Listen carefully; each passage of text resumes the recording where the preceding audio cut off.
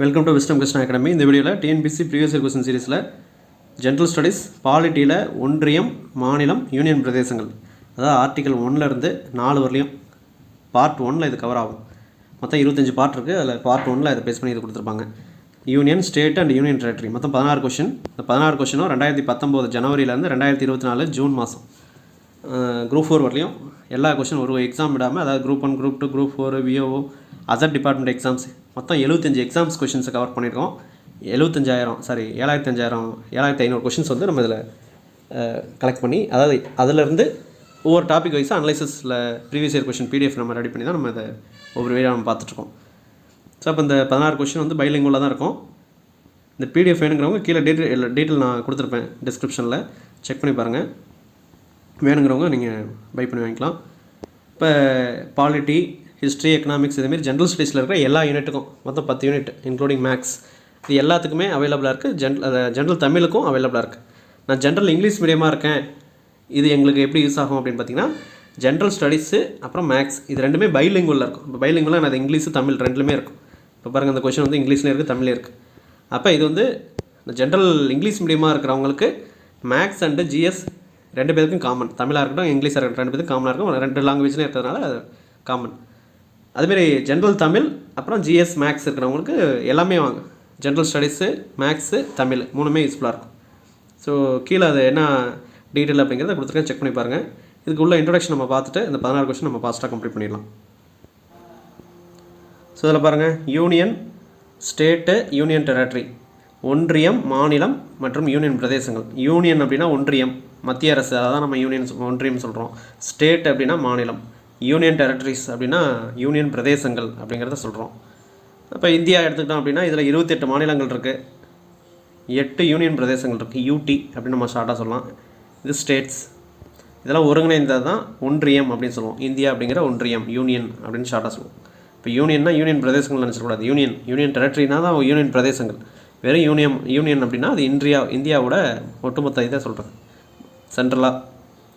இதில் பாருங்கள், விதி 1லேருந்து விதி 4 வரலையும் என்ன சொல்ல வராங்க. இப்போ இந்த இன்ட்ரோடக்ஷன் கிளாஸில் நம்ம விதி 1லேருந்து 4 வரலையும் நம்ம என்ன இருக்குது அப்படின்னு பார்க்க போகிறோம். 1950 இந்தியா எப்படி இருந்துச்சு, 4 பிரிவாக இருந்துச்சு.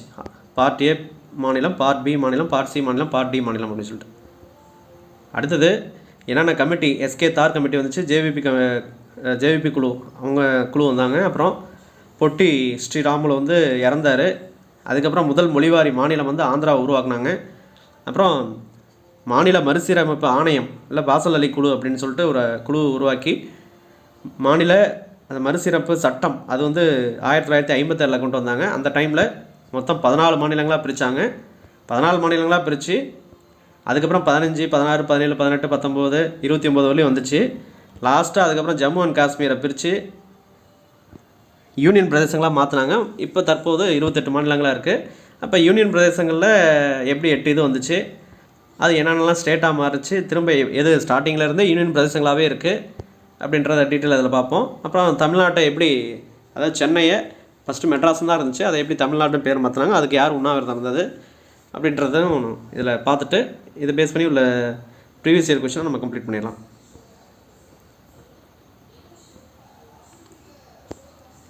ஸோ அப்போ விதி 1 வந்து இந்தியாவோட ஒன்றியம். இந்தியா, அதாவது இந்திய ஒன்றியத்தின் பெயர் அதன் அதிகார எல்லையை பற்றி குறிப்பிடுது. விதி 1 அப்படின்னா இந்தியா,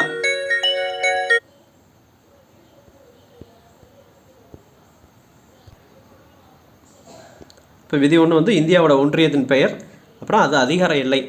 அப்போ எப்படி இந்த அதிகார எல்லை இப்படியே போயிட்டு இங்கே வந்து இங்கே கவர் ஆகுது, அந்த எல்லை எப்படி கவர் ஆகுது அப்படிங்கிற டீட்டெயிலு பற்றி குறிப்பிட்றது தான் இந்த விதி 1.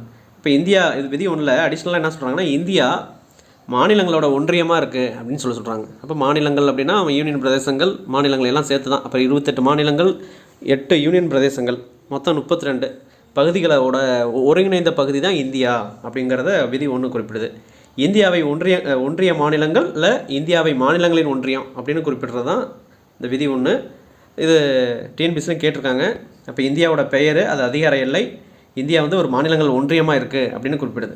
அப்போ தற்போது வந்து பார்த்திங்கன்னா 28 மாநிலங்கள், 8 யூனியன் பிரதேசங்கள் இருக்குது. 28 மாநிலங்கள், 28 ஸ்டேட்டு, 8 யூனியன் பிரதேசங்கள் இருக்குது. அதில் 8 யூனியன் பிரதேசங்களில் 1 மட்டும் தலைநகரம், நம்ம கேபிட்டல் டெல்லி, இருக்குது. ரிமைனிங்லாம் 7 இது யூனியன் பிரதேசங்களாகவே இருக்குது. இன்னொன்று வந்து ஒரு டிஎன்பிஎஸ்சியில் கொஸ்டின் கேட்டது, இந்திய அரசியலமைப்பில் குறிப்பிடப்பட்டுள்ள இந்தியாவின் பெயர் என்னன்னு கேட்குறாங்க. இந்திய அரசியலமைப்பு சட்ட புக்கு இருக்குது பார்த்தீங்களா, அந்த புக்கில் இந்தியாவோட பேர் என்ன குறிப்பிட்டிருக்கு அப்படின்னு கேட்குறாங்க. பாரத் இல்லாட்டி பாரதம்னு சொல்லுவாங்க, இல்லை இந்தியா, 2 பேரில் ஏதாவது ஒன்று, இந்தியா மற்றும் பாரதம் அப்படின்னு சொல்லுவாங்க. ஸோ அதுதான் குறிப்பிட்டிருக்கு. இது டிஎன்பிஎஸ்சியில் கேட்ட கொஸ்டின். நெக்ஸ்ட் பாருங்கள், ஆர்டிகல் 2 விதி 2, புதிய மாநிலம் யூனியன் பிரதேசத்தை உருவாக்குதல் அல்லது அனுமதித்தல் பற்றி குறிப்பிடுது அப்படின்னு சொல்கிறாங்க. இப்போ புதுசாக ஏதாவது ஒரு மாநிலத்தை உருவாக்கணும். இப்போ 15வது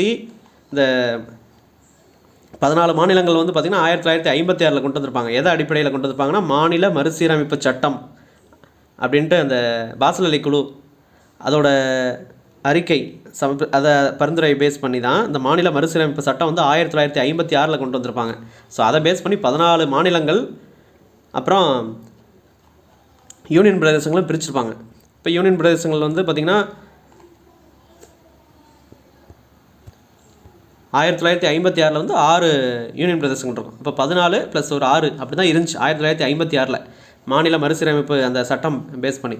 அதுக்கப்புறம் 15வதாக குஜராத்தை கொண்டு வந்தாங்க. குஜராத்தை எப்படி கொண்டு வந்தாங்கன்னா, பம்பாயை மகாராஷ்டிரா குஜராத் அப்படின்னு 2 மாநிலமாக பிரித்தாங்க. அப்போ பம்பாய் அப்படிங்கிறது ஆல்ரெடி இருந்த அந்த 14 மாநிலங்களில் பம்பாயை வந்து மகாராஷ்டிரா அப்புறம் குஜராத் 2 மாநிலங்களாக பிரித்தாங்க. அப்போ மகாராஷ்டிரா அப்படிங்கிறது பம்பாய்க்கு புது பேராக வச்சுக்கிட்டு, குஜராத் அப்படிங்கிறது 15வது மாநிலமாக கொண்டு வந்தாங்க. அப்புறம் நாகாலாந்து வந்து பார்த்திங்கன்னா அஸ்ஸாம்லேருந்து பிரித்து 16வது மாநிலமாக கொண்டு வந்திருப்பாங்க. ஹரியானா வந்து பார்த்திங்கன்னா பஞ்சாப்பை பஞ்சாபை வந்து 3ஆக பிரிச்சுருப்பாங்க. பஞ்சாப், ஹரியானா, சண்டிகர் 3ஆக பிரித்து அது ஹரியானா 17வது கொண்டு வந்திருப்பாங்க. உத்தரப்பிரதேசத்தை ஹிமாச்சல் பிரதேசம், அதாவது உத்தரப்பிரதேசம் அதை வந்து யூனியன் டெரிட்டரியாக இருந்துச்சு. அந்த ஹிமாச்சல் பிரதேசம் வந்து யூனியன் டெரிட்டரியாக இருந்துச்சு. அதை வந்து மாநிலமாக கொண்டு வந்திருப்பாங்க. 18வதாக கொண்டு வந்திருப்பாங்க. 19 வந்து மணிப்பூர், 20 வந்து திரிபுரா, 21 மேகாலயா இப்படியே வந்திருக்கும். 22 சிக்கிம், 23 மிசோரம், 24 அருணாச்சல பிரதேசம், இதெல்லாம் அப்படியே கொண்டு வந்திருப்பாங்க. அப்போ ஒரு மாநிலத்தை உருவாக்கணும், இல்லை யூனியன் பிரதேசத்தை உருவாக்கணும், இல்லை அதுக்கு அனுமதி கொடுக்கணும், இதெல்லாமே விதி 2 சொல்லுது அப்படின்றத தெளிவாக புரிஞ்சுக்கணும். இதில் கொஷின்ஸ் அதிகமாக வருதோ இல்லையோ, இதோட பேசிக் கான்ஸ்டியூஷனோட பேசிக் அடிப்படை எப்படி மாநிலங்கள் உருவாச்சு அப்படிங்கிற அந்த கதையை நம்ம தெரிஞ்சுக்கிறது ரொம்ப ரொம்ப நல்லது. ஏன்னா இதை பேஸ் பண்ணி அடுத்தடுத்த பார்ட் 2, 3, 4 இதெல்லாம் வந்து ஈஸியாக நம்ம மூவ் பண்ணிடலாம். அப்போ இந்த புதிய மாநிலம் உருவாக்கணும், யூனியன் பிரதேசத்தை உருவாக்கணும், அதுக்கு அனுமதிக்கிறது, எல்லையை மாற்றுறது, இது எல்லாத்துக்கும் அதிகாரம் வந்து யாருக்கிட்ட இருக்குது அப்படின்னு பார்த்திங்கன்னா, நாடாளுமன்றத்தில் சட்டம் இயற்றுறது மூலிமா ஒரு புதிய மாநிலமோ யூனியன் பிரதேசத்தையோ உருவாக்கலாம். இதெல்லாமே இது விதி 2 சொல்லுது. விதி 1 வந்து இந்தியாவோட பேர், அது அதிகார எல்லை, அதோட பேர். இந்தியா வந்து ஒன்றியங்களின் மாநிலங்களின் ஒன்றியம் அப்படின்னு குறிப்பிடுது. அதோட பேர் வந்து அரசியலமைப்பு புக்கில் வந்து இந்தியா மற்றும் பாரதம். விதி 2 வந்து புதிய மாநிலம் யூனியன் பிரதேசத்தை உருவாக்குறது, அனுமதிக்கிறது, நாடாளுமன்றத்தில் சட்டம் ஏற்றுறது மூலிமா அதை பண்ண முடியும். விதி 3 என்ன சொல்லுது பாருங்கள், புதிய மாநிலம் யூனியன் பிரதேசத்தை உருவாக்கும் போது அதோட எல்லை, அதாவது புதிய மாநிலம் யூனியன் பிரதேசம் உருவாக்குறோம் அந்த டைமில் அதோட எல்லை, அதுக்கு என்ன பேர், என்ன பரப்பளவு, இது எல்லாத்தையும் அதை சேஞ்ச் பண்ணுறது, உருவாக்குறது எல்லாமே விதி 3 சொல்லுது. இப்போ மாற்றி அமைக்கும் அதிகாரம், அப்போ இந்த புதிய மாநிலம் யூனியன் பிரதேசம் அதோட எல்லை, பெயர், பரப்பளவு இது எல்லாத்தையும் மாற்றி அமைக்கிற அந்த அதிகாரம் பெற்ற அமைப்பு எதுன்னு கேட்டாங்கன்னா அதுவும் நாடாளுமன்றம் தான். இப்போ நாடாளுமன்றத்தில் சட்டம் ஏற்றினா தான் ஒரு புது மாநிலம், ஒரு யூனியன் பிரதேசத்தை புதுசாகவோ இல்லை ஏற்கனவே இருக்கிறத 2ஆக பிரிக்கிறதோ இதெல்லாம் பண்ண முடியும். இப்போ விதி 3 அதோட புதுசாக நம்ம உருவாக்குறோம் அப்படிங்கிறத பற்றி சொல்கிறது 2, அதுக்கு எல்லை எப்படி இருக்கணும், பெயர், பரப்பளவு இதெல்லாத்தையும் சொல்கிறது விதி 3. விதி 4 என்ன சொல்லுதுன்னா, விதி 2லேயும் 3லேயும் பின்பற்றி ஏதாவது சட்டம் இயற்றும்போது அது வந்து அரசியலமைப்பு 1வது 4வது அட்டவணையில் திருத்தம் பெறும் என குறிப்பிடுது அப்படின்னு சொல்கிறாங்க. அப்போ விதி 4 என்ன சொல்லுதுன்னா, 2, 3ல் என்ன சொல்கிறாங்க, புதிய மாநிலம் உருவாக்குறது, அதுக்கு அனுமதி கொடுக்குறது, அதை பற்றி 2. 3 என்ன சொல்லுது, அது எல்லை, பெயர், பரப்பளவு இதை பற்றி டிஸ்கஸ் பண்ணுறது தான். இதுக்கெல்லாம் நாடாளுமன்றத்தில் சட்டம் ஏற்றி நாடாளுமன்றத்துக்கு தான் அந்த அதிகார அமைப்பு இருக்குது அப்படின்ட்டு சொல்கிறது தான் அந்த விதி 2, 3 இருக்குன்னு வச்சுங்க. அப்போ இந்த விதி 4 என்ன சொல்கிறாங்கன்னா, இந்த விதி 2க்கும் 3லேயும் இந்த 2 and 3க்கு இதை பேஸ் பண்ணி அது புதிய மாநிலம் உருவாக்கணும். 15ஆவதாக இப்போ என்ன சொல்கிறாங்க, 15ஆவதாக குஜராத் மாநிலம் வந்திருக்கும் 1960. பம்பாயை 2ஆக உடச்சி மகாராஷ்டிரா, குஜராத்னு நம்ம பிரிச்சிருப்பாங்க. அப்போ இதை உருவாக்கணும் அப்படின்னு அன்ட்டு சட்டம் 2ல் சொல்லி அதுக்கு எல்லை எப்படி இருக்கணும் எல்லாமே 3ல் டிஸ்கஸ் பண்ணியிருப்பாங்க. இதை வந்து 1வது மற்றும் 4வது அட்டவணைகளில் திருத்தம் பண்ணணும் அப்படிங்கிறத சொல்கிறது தான் அந்த விதி 4. அது என்ன அட்டவணைகள், நம்ம ஆல்ரெடி அட்டவணைகளும் தனியாக நம்ம ஷெட்யூல் போட்டிருக்கோம். ப்ளேலிஸ்ட்டில் போனீங்க அப்படின்னா நம்ம கான்ஸ்டியூஷனில், அதாவது பாலிட்டி ப்ரீவியஸ் இயர் கொஷின் அனலைசிஸில் உங்களுக்கு ஷெட்யூல்ஸு பார்ட்ஸ் எல்லாமே தனித்தனியாக நம்ம பேசிக் இது எல்லாமே சொல்லிட்டு தான் வந்துட்டுருக்கோம். அந்த வீடியோ செக் பண்ணி பாருங்கள். அதில் டியர்ஸ் ஆஃப் ஓல்டு பிஎம் அப்படிங்கிறத ஷார்ட்கட். ஜென்ரலாக இது எல்லாத்துக்கும் தெரிஞ்சது தான், டியர்ஸ் ஆஃப் ஓல்டு பிஎம். அதில் இப்போ 1வது ஷெட்யூலு 2, 3, 4. 1வது ஷெட்யூலில் அது யூனியன் டெரிட்டரி. அப்போ இந்தியாவோட எல்லைகள் இதெல்லாம் பேஸ் பண்ணி தான் அந்த ஃபஸ்ட்டு ஷெட்யூல் முதல் அட்டவணை இருக்கும். 4வது அட்டவணை என்னென்னா ராஜ்யசபாவோட சீட் அலகேஷன். ஒரு மாநிலத்தில் எத்தனை பேர் ராஜ்யசபாவுக்கு வரணும், ஒரு யூனியன் பிரதேசத்துலேருந்து எத்தனை பேர் ராஜ்யசபாவுக்கு உறுப்பினர்களாக தேர்ந்தெடுக்கப்படணும் அப்படிங்கிற கவுண்டிங். இப்போ என்ன சொல்ல வராங்கன்னா விதி 2, 3 படி இப்போ 15வது குஜராத் வந்திருக்கு, 16வது நாகாலாந்து வந்திருக்கு, 17வது ஹரியானா வந்திருக்குன்னு வச்சுக்கோங்க. புதுசாக மாநிலத்தை உருவாக்கியிருக்காங்க. எப்போ 1960 குஜராத், 1963 நாகாலாந்து, 1967 ஹரியானா அப்படின்னு வந்துட்டுருக்குன்னு வருங்க. இப்போ அது உருவாக்கணும் அப்படின்னா ஃபஸ்ட்டு ஷெட்யூலில் திருத்தம் கொண்டு வரணும். யூனியன் டெரிட்டரி பற்றி இப்போ ஏற்கனவே 14 மாநிலம் இருக்குது. இப்போ நீ 15வது மாநிலம் கொண்டு வரேன்னா அப்போ அட்டவணையில் அது திருத்தம் செய்ய. ஃபஸ்ட்டு அட்டவணையில் அது யூனியன் டெரிட்டரிஸ், அதாவது யூனியன்கள் அப்புறம் யூனியன் பிரதேசங்களை பேஸ் பண்ணி அதில் என்ன மாற்றி அமைக்கிறீங்க அப்படிங்கிறத அதை திருத்தம் பண்ணணும் அப்படிங்கிறத சொல்லுது. 2வது பாருங்கள், Rajya Sabha seat allocation. Rajya Sabha seat அலகேஷன்னா அது 4வது அட்டவணையில் குறிப்பிட்டிருப்பாங்க. இப்போ ராஜ்யசபாவில் ஆல்ரெடி பம்பாயை பேஸ் பண்ணி அதில் பம்பாயிலேருந்து ராஜ்யசபா உறுப்பினர்கள் எத்தனை பேர் இருக்கணும், இருக்கும் ஒரு 50 பேர் வராங்கன்னு வச்சுங்க. இப்போ அதை வந்து மகாராஷ்டிரா குஜராத்தாக 2ஆக பிரிக்கிறாங்க. அப்படி பிரிக்கும் போது அப்போ எல்லை கம்மியாகும், பரப்பளவும் கம்மியாகும். அப்போ அங்கே இருக்கிற உறுப்பினர்களும் 2ஆக உடையும். அப்போ ராஜ்யசபா சீட் அலகேஷனில் பம்பாயை 2ஆக உடச்சி மகாராஷ்டிராவுக்கு ஒரு 30 பேர், குஜராத்துக்கு ஒரு 20 பேர் அப்படின்னு சொல்லிட்டு 2ஆக பிரிக்கிறாங்க. அப்படி பிரிச்சிட்டோம் அப்படின்னா அப்போ அதையும் அந்த ராஜ்யசபா சீட் அலகேஷன் அந்த அதாவது அட்டவணை 4ல் அது கரெக்ஷன் பண்ணணும் அப்படின்னு சொல்கிறாங்க.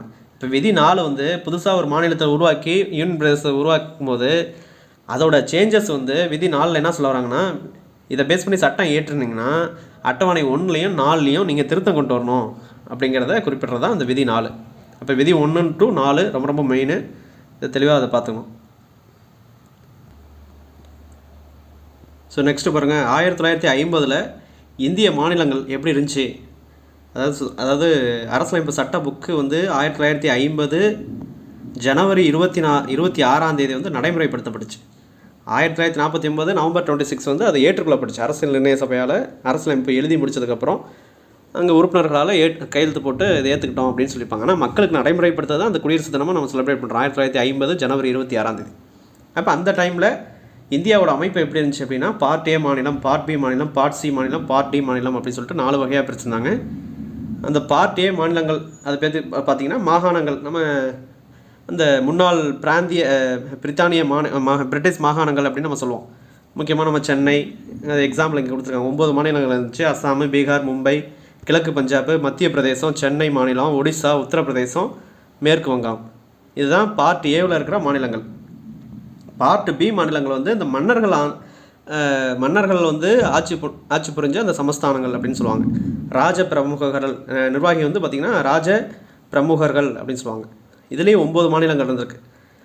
இது பார்த்திங்கன்னா ஹைதராபாத்து, அப்புறம் ஜம்மு அண்ட் காஷ்மீர், அப்புறம் மைசூரு, பட்டியாலா, கிழக்கு பஞ்சாப் அரசுகளின் ஒன்றியம், ராஜஸ்தான், இந்தமாரி திருவாங்கூர், கொச்சி, வித்திய பிரதேசம் அப்படின்னு சொல்லிட்டு 9 மாநிலங்கள் இருக்குது. அதே வந்து பார்ட் சி மாநிலங்கள்னு பிரிச்சுருக்காங்க.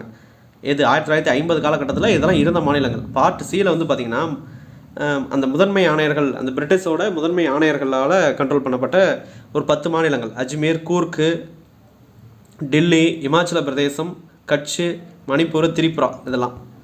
அதே பார்ட் டியோட மாநிலங்கள் பார்த்திங்கன்னா யூனியன் பிரதேசங்களாக இருக்கும். குடியரசுத் தலைவரால் நியமிக்கப்பட்ட ஆளுநர்கள் பேஸ் பண்ணி அது இருக்கும்.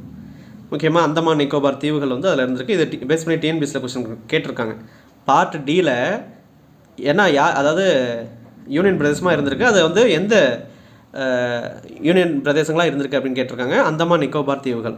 இது ஒரு டிஎன்பிஎஸ்சி கொஸ்டின், தெளிவாக பார்த்துக்கணும். பார்ட் டியில் அது கவர் ஆகிருக்கும். அந்தமான் நிக்கோபார் தீவுகள் வந்து 1950 காலகட்டத்தில் பார்ட் டியில் இருக்குது அப்படிங்கிறத தெரிஞ்சுக்கணும். இப்போ இந்த 4 பிரிவாக தான் 1950 இந்திய மாநிலங்களாக இருந்திருக்கு. இப்போ மாநிலம் எப்படி 1950 நடைமுறைப்படுத்ததுக்கப்புறம் 1956 வரலையுமே இப்படி தான் இருந்திருக்கு. இந்த 4 பிரிவு உள்ள மாநிலங்கள் தான். அதுக்கப்புறம் தான் ஒவ்வொரு கமிட்டியாக நடுவில் கொண்டு வராங்க. எப்போ பிரிக்கிறாங்க அப்படின்னா 1956 மாநில மறுசீரமைப்பு சட்டம் கொண்டு வந்து தான் 1956 1ஆம் தேதி 11வது மாதம் 7வது அமெண்ட்மெண்ட் ஆக்டில் 14 மாநிலங்களாக அந்த 4 பிரிவாக இருக்கிற பார்ட் ஏ மாநிலம், பார்ட் பி மாநிலம், பார்ட் சி, பார்ட் டி மாநிலம் அந்த இதை எல்லாத்தையும் கலைச்சி விட்டு 14 மாநிலங்களாக கொண்டு வந்திருப்பாங்க. இந்த 14 மாநிலம் ஒரு 6 யூனியன் பிரதேசங்களாக கொண்டு வந்திருப்பாங்க. அதுதான் இப்போ நம்ம வந்து 28 மாநிலங்கள் 8 யூனியன் பிரதேசங்களாக நம்ம வச்சுருக்கோம். அது எப்படி உருவாச்சு அப்படின்னு பார்ப்போம். இப்போ மாநிலங்கள் யூனியன் பிரதேசங்கள் உருவாக்கம் அப்படிங்கிறத இதை டைட்டில் நம்ம வச்சுக்கலாம். மொழிவாரி தான் பிரிச்சிருக்காங்க. லிங்குஸ்டிக் ஸ்டேட்ஸ் அப்படின்னு சொல்லுவாங்க. 1948 இதெல்லாம் வந்து அதிகம் கேட்கல, பட் இந்த கதையை தெரிஞ்சுக்கணும், அதுக்காக நம்ம பார்க்குறோம். 1948 ஜூன் மாதம் வந்து பார்த்திங்கன்னா எஸ்கே தார் ஆணையம், தார் அப்படிங்கிற ஒரு மெம்பரோட, அதாவது தார் அப்படிங்கிறவரோட தலைமையில் உருவாக்கின ஆணையம், அதனால் எஸ்கே தார் கமிட்டி அப்படின்னு சொல்லுவாங்க. எஸ்கே தார் கமிட்டி கொண்டு வந்திருக்காங்க. ஸோ இவங்க என்ன பண்ணியிருக்காங்கன்னா, அப்போ அந்த டைமில் மத்திய அரசு மாநிலங்களை பிரிக்கிறதுக்காக ஃபஸ்ட்டு போட்ட கமிட்டி இவங்க தான். என்ன சொல்லியிருக்காங்க, இவங்க என்ன பண்ணுறாங்க அப்படின்னு பார்த்திங்கன்னா, இந்தியாவை மொழி மற்றும் பண்பாடு அல்லது கலாச்சாரம் வாரியாக பிரிப்பது பற்றி ஆராயறதுக்காக இந்த கமிட்டி உருவாக்கப்பட்டுச்சு. அப்போ இந்தியாவை பிரிக்க போகிறோம், 4 மாநிலங்களாக இருக்குது, பார்ட் ஏ, பி, சி, டின்னு. அது வச்சுருந்தா நமக்கு செட் ஆகாது, நம்ம மொழி வாரியாக பிரிக்கலாம் அப்படின்னு சொல்லிட்டு, மொழி அப்புறம் அந்த கலாச்சாரம் பண்பாடு இதை பேஸ் பண்ணி பிரிக்கலாம் அப்படின்னு சொல்லிட்டு ஃபஸ்ட்டு எஸ்கே தார் கமிட்டி கொடுத்துருக்காங்க. அப்போ இவங்க வந்து பார்த்திங்கன்னா நிர்வாக வசதிக்காக பிரிக்கலாம், ஆனால் மொழி வாரியாக பிரிக்கக்கூடாது அப்படின்னு சொல்லி அறிக்கை விட்டுருக்காங்க. நெக்ஸ்ட்டு பார்த்திங்கன்னா, இந்த கமிட்டியோட ரிப்போர்ட்டை அனலைஸ் பண்ணுறதுக்காக ஜேவிபி குழு அப்படின்னு சொல்லிட்டு ஜேவிபி கமிட்டி வந்திருக்கும். இந்த ஜேவிபி கமிட்டி இவங்க வந்து 1948 ஜூன் மாதம் வந்திருக்கும். 1948 டிசம்பரில் அறிக்கையை சப்மிட் பண்ணியிருப்பாங்க. அதே டிசம்பரில் 1948 டிசம்பரில் இந்த கமிட்டியோட ரிப்போர்ட்டை அனலைஸ் பண்ணுறதுக்காக ஜேவிபி குழு அப்படின்னு சொல்லிட்டு வந்திருக்கும். இப்போ ஜேவிபி குழுவில் இப்போ இது பேரில் யார் யாருன்னு உங்களுக்கு தெரிஞ்சிடும். ஜவஹர்லால் நேரு இருப்பாங்க, வல்லபாய் பட்டேல் இருப்பாங்க, பட்டாபி சீதாராமையா இருந்திருப்பாங்க. 3 பேர் வந்திருப்பாங்க. அந்த 3 பேர் உள்ள குழுவில் என்ன பண்ணுறாங்க, தார் குழுவின் அறிக்கையை ஆராயிறாங்க. இதோட அறிக்கையை வந்து 1949 ஏப்ரலில் சப்மிட் பண்ணுறாங்க. 1948 டிசம்பரில் வந்து 1949 ஏப்ரலில்.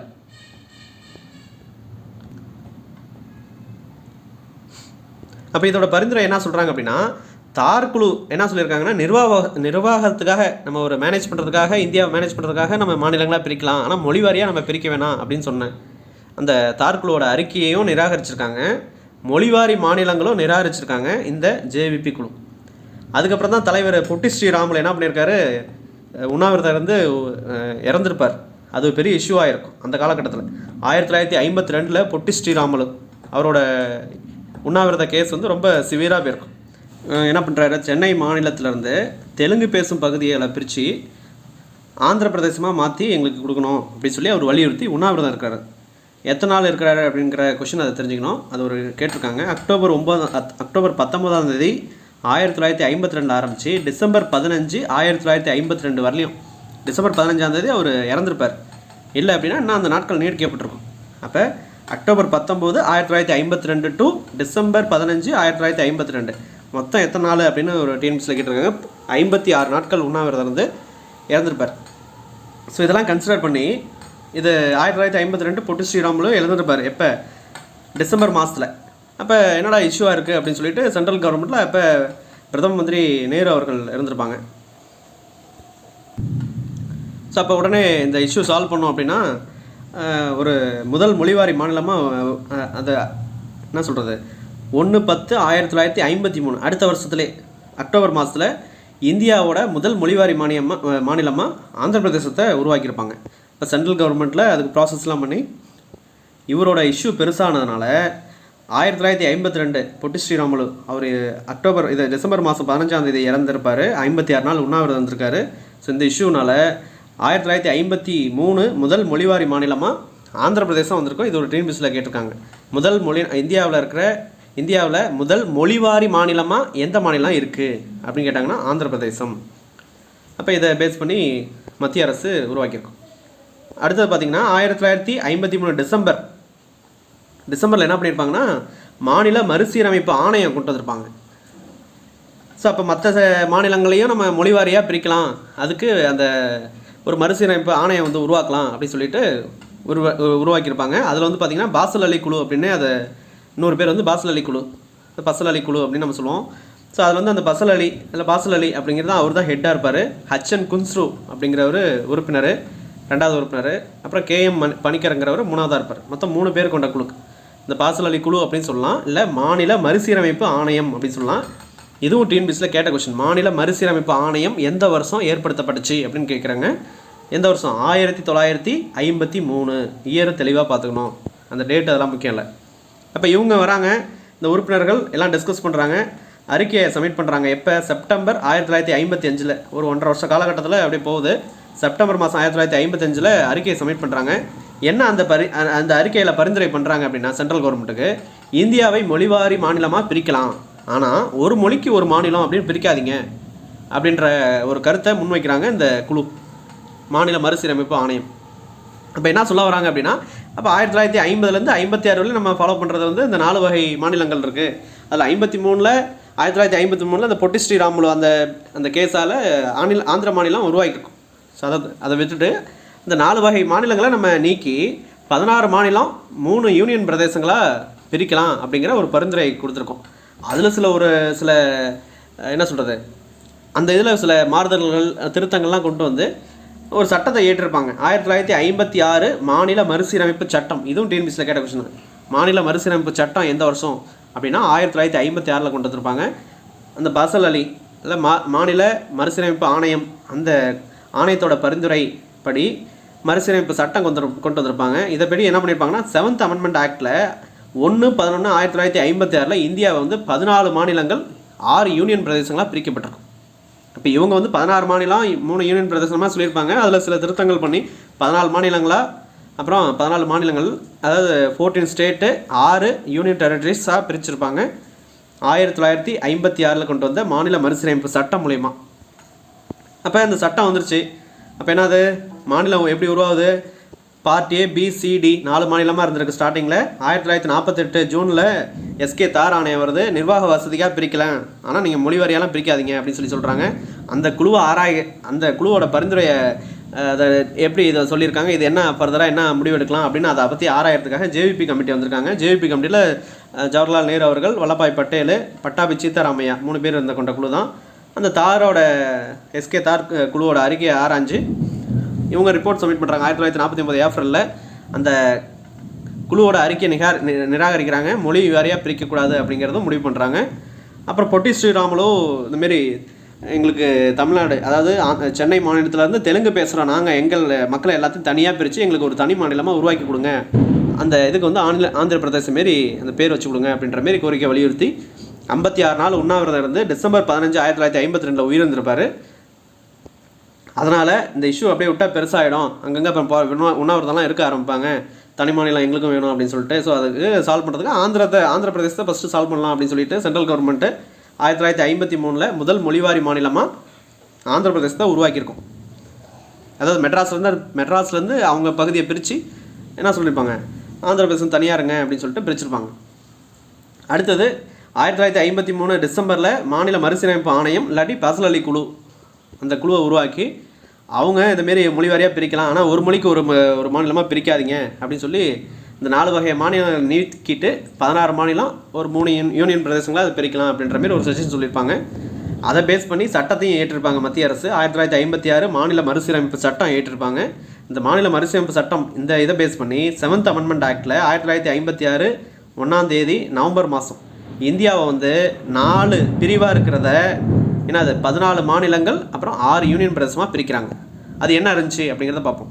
இப்போ அந்த 14 மாநிலங்கள்ங்கிறது 7th அமெண்ட்மெண்ட் ஆக்டு 1/11/1956 அந்த தேதியில் எப்படி இருந்துச்சு இந்தியா அப்படின்னு பார்த்தீங்கன்னா, இதுக்கு முன்னாடி 1950லேருந்து 56 வரையுமே மேக்ஸிமம் அந்த 53 ஆந்திரா வந்துச்சு. மற்றபடி part A, B, C, D இந்த 4 மாநிலங்கள் 4 பிரிவு மாநிலங்கள் தான் இருந்துச்சு. அப்போ 1956 4 மாநிலமாக மாநில மறுசீரமைப்பு சட்டம் மூலிமா 7th அமெண்ட்மெண்ட் ஆக்டில் இதெல்லாத்தையும் இந்தியாவை பிரித்து 4 மாநிலமாக அந்த மேப்பையே கலைக்கிறாங்க. கலைச்சி 14 மாநிலங்களாக உருவாக்குறாங்க. அது என்னென்ன இருக்குது அப்படிங்கிறத பார்த்தோம். ஃபஸ்ட்டு ஆந்திரா, அது வந்துருச்சு 1953. அதுக்கப்புறம் அஸ்ஸாம், இந்த இருக்கிறத பார்க்காதீங்க, இங்கே இருக்கிறத மட்டும் பாருங்கள், அதை நான் சொல்கிறேன் ஏன் இருந்துச்சு. இப்போ ஆந்திர பிரதேசம், அஸ்ஸாம், பீகார், பம்பாய் தான் இருந்துச்சு, மகாராஷ்டிரா கிடையாது. சொல்கிறத மட்டும் பாருங்கள். அப்புறம் நம்ம அதை ஏன் மகாராஷ்டிரான்னு கொடுத்துருங்க பார்ப்போம். ஜம்மு அண்ட் காஷ்மீர், கேரளா, மத்திய பிரதேசம், மெட்ராஸு, மைசூரு, ஒரிஷா, பஞ்சாப், 12 வந்து ராஜஸ்தான், 13 உத்தரப்பிரதேசம், 14 மேற்கு வங்காளம். இதேமாரி 14 மாநிலங்கள் 1956 மாநில மறுசீரமைப்பு சட்டம் மூலயமா கொண்டு வந்திருப்பாங்க. யூனியன் பிரதேசங்கள் 6 இருந்திருக்கும். ஏன்னா அது 6 யூனியன் பிரதேசங்கள். ஒன்று வந்து அந்தமான் நிக்கோபார் தீவுகள், டெல்லி, ஹிமாச்சல பிரதேசம், லக்ஷத்தீவு, மினிக்காய், அமிந்திவி தீவுகள் அப்படின்னு சொல்லிட்டு அது பேர் இருக்கும். அது பின்னால் தான் லக்ஷத்தீவுகள்னு காமனாக வச்சுருப்பாங்க. மணிப்பூர், திரிபுரா, இதெல்லாம் வந்து 6 யூனியன் பிரதேசங்களாக 1956 கொண்டு வந்திருப்பாங்க.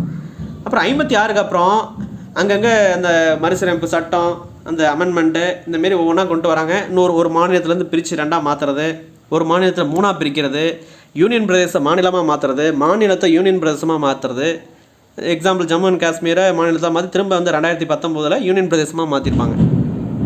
ஸோ அந்தமாரி அப்போ 14 மாநிலங்கள் இருக்குது. 15வது மாநிலமாக என்ன கொண்டு வந்தாங்க அப்படின்னு பார்த்தீங்கன்னா, 15வது மாநிலம் வந்து குஜராத். இது எப்போ வந்திருக்கும்? 1960 பம்பாயை 2ஆக உடைச்சிருப்பாங்க. மகாராஷ்டிரா, குஜராத்னு. அந்த பம்பாயை மகாராஷ்டிரானே பேர் வச்சுக்கோங்க. அதுலேருந்து 100 பகுதியாக பிரித்து குஜராத்னு பேர் 15வது மாநிலமாக நாங்கள் உருவாக்குறோம் அப்படின்னு சொல்லிட்டு மத்திய அரசு அனௌன்ஸ் பண்ணியிருக்கோம். 1960 பம்பாயை 2ஆக உடைச்சி பம்பாய்ங்கிற பேர் எடுத்துகிட்டு பம்பாய்க்கு பதிலாக மகாராஷ்டிரான்னு வச்சுருப்பாங்க. அது மகாராஷ்டிரா, அதிலேருந்து பிரிஞ்சு வந்த குஜராத் 2 மாநிலமாக இருக்கும். அப்போ 1960 15வது மாநிலம் குஜராத்தாக வந்திருக்கும். 1963 16வது மாநிலம் நாகாலாந்து. இது எங்கேருந்து வந்திருக்கும் அப்படின்னா அசாம்லேருந்து பிரிஞ்சு வந்திருக்கும். நாகாலாந்து 16வது மாநிலமாக. ஸோ அப்போ அசாம்லேருந்து பிரித்தது தான் நாகாலாந்து. அது 16வது மாநிலம். 17வது வந்து பார்த்திங்கன்னா ஹரியானா 1966. இது டிஎன்பிஎஸ்னா அந்த எந்த இயரில் நாகாலாந்து உருவாகிச்சு? 1963. ஹரியானா எந்த வருஷத்தில் மாநிலமாக வந்துச்சு அப்படின்னா 1966. அது தெளிவாக தெரிஞ்சுக்கணும். அது இதெல்லாம் கேட்டிருக்காங்க, அதனால் நான் போட்டிருக்கேன். ஸோ அப்போ ஹரியானா வந்து பார்த்திங்கன்னா என்னது, நாகாலாந்து வந்து 16வது மாநிலம், ஹரியானா 17வது மாநிலம். இந்த 17வது மாநிலம் எப்படி வந்துச்சு அப்படின்னா, இந்த பஞ்சாப் வந்து 3ஆக உடைச்சிருப்பாங்க. பஞ்சாப் 3ஆக உடைச்சி பஞ்சாப், ஹரியானா, சண்டிகர் அப்படின்னு 3ஆக பிரிச்சிருப்பாங்க. பஞ்சாப் அப்படிங்கிறது ஆல்ரெடி இருந்த பஞ்சாப்பை 3ஆக பிரித்து ஒரு பகுதியை பஞ்சாப்னே, பழைய பேர் பஞ்சாப்னே ஒரு மாநிலத்தை வச்சுருப்பாங்க. 100 பகுதியை வந்து 100 மாநிலம் ஹரியானா அப்படின்னு 17வது மாநிலத்தை கொண்டு வந்திருப்பாங்க. 100 பகுதியை வந்து சண்டிகர் யூனியன் பிரதேசமாக அதை மாற்றிருப்பாங்க. சண்டிகர்னு கொண்டு வந்து யூனியன் பிரதேசமாக மாற்றிருப்பாங்க. அதுக்கப்புறம் ஹிமாச்சல பிரதேசம் வந்து பார்த்திங்கன்னா யூனியன் பிரதேசமாக இருந்திருக்கும். எப்போ? ஸ்டார்டிங்கில். இது 1971 ஹிமாச்சல பிரதேசம் யூனியன் பிரதேசமாக இருந்ததை மாநிலமாக மாற்றி 18வது மாநிலமாக சேர்த்துருப்பாங்க. 19வது மாநிலம் மணிப்பூர் வந்திருக்கும். இப்போ மணிப்பூர் எப்படி வருது அப்படின்னா, வடகிழக்கு பகுதியை மறுசீரமைப்பு சட்டம் 1971 ஏற்றி அதை வந்து 1972 வாக்கில் மணிப்பூர், திரிபுரா, மேகாலயா இதெல்லாம் வந்து யூனியன் பிரதேசமாக இருக்கும். அதெல்லாம் தூக்கி வந்து இங்கே மாநிலங்களாக மாற்றிருப்பாங்க. அப்போ 21வது மாநிலம், சரி இங்கே பாருங்கள், 19வது மாநிலம் வந்து மணிப்பூர், 20வது மாநிலம் வந்து திரிபுரா, 21 வந்து மேகாலயா. இப்போ 19, 20 வந்து திரிபுரா, மேகாலயா இதெல்லாம் வடகிழக்கு பகுதிகளை மறுசீரமைப்பு செஞ்சு அதெல்லாம் கொண்டு வந்திருப்பாங்க. 22வது மாநிலம் வந்து சிக்கிம் 1975 36வது அமெண்ட்மெண்ட் ஆக்டில்.